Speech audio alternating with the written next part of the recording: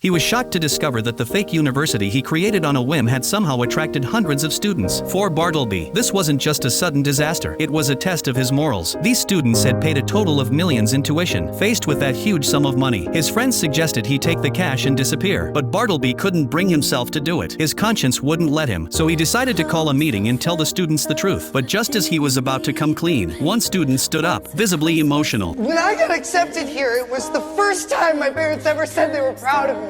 That one sentence hit everyone in the room like a wave, including Bartleby. Moved by the moment, he changed his mind. What was supposed to be a goodbye turned into an impassioned speech. He told the students that everyone deserves a chance at education. Everyone deserves a shot at chasing their dreams. We say yes to your hopes. We say yes to your dreams.